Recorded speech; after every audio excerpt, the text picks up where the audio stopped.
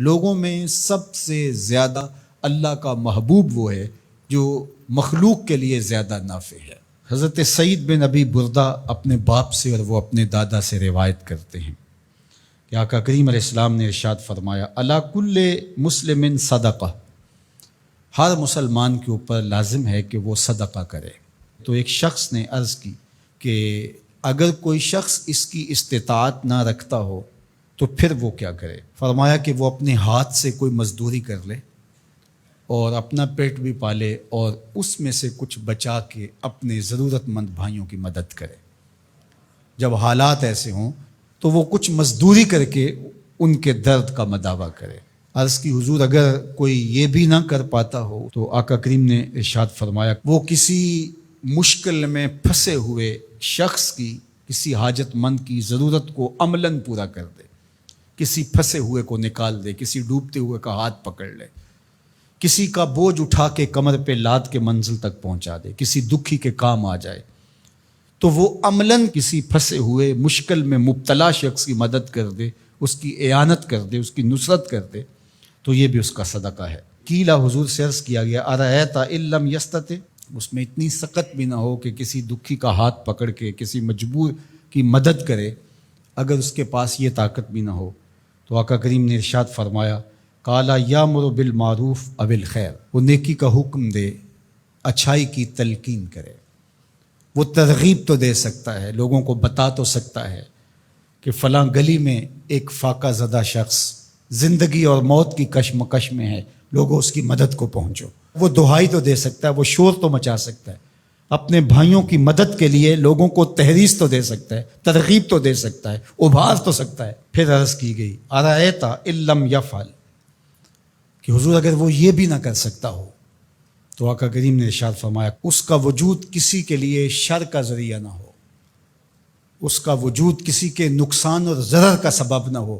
فرمایا فإنہا صدقہ، اس کا یہی صدقہ ہے۔ کسی کو سکھ نہیں دے سکتا تو دکھ نہ پہنچائے، کسی کی مدد نہیں کر سکتا کسی کو دھکا نہ دے، کسی کی خیر خواہی نہیں کر سکتا تو بدخواہی کا مزاج چھوڑ دے، تو یہی اس کا صدقہ ہے۔ اللہ اکبر۔ تو اللہ کے محبوب علیہ السلام نے ہمیں ایک لائحہ عمل دیا، میں اور آپ دیکھیں کہ ہم ان میں کس مقام پہ کھڑے ہیں۔ اللہ نے اگر ہمیں مال فراواں عطا کیا ہے ہماری ضرورت سے زیادہ، تو ہمیں اس میں سے صدقہ کرنا چاہیے، دل کھول کے صدقہ کرنا چاہیے۔ حضور علیہ السلام نے 3 چیزیں قسم کر کے کہیں کہ میں محمد صلی اللہ علیہ وآلہ وسلم اللہ کی قسم کر کے کہتا ہوں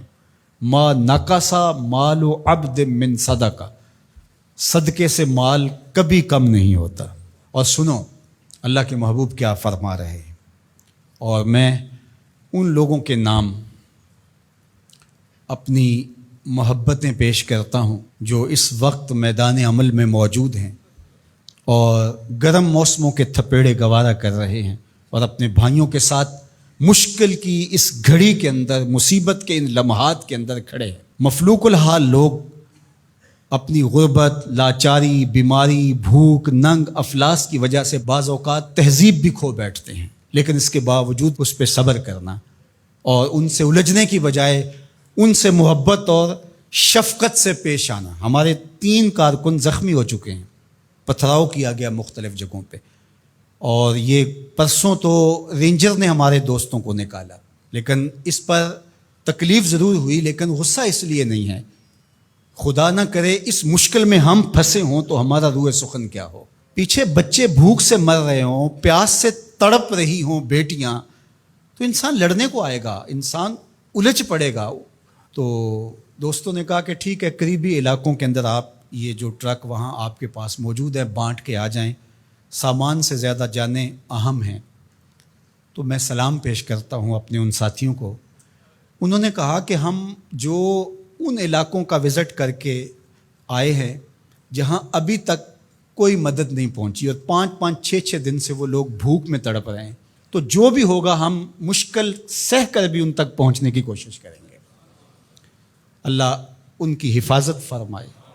ان کی مدد فرمائے، ان کی نصرت فرمائے۔ اب سنیے حضور نے کیا ارشاد فرمایا،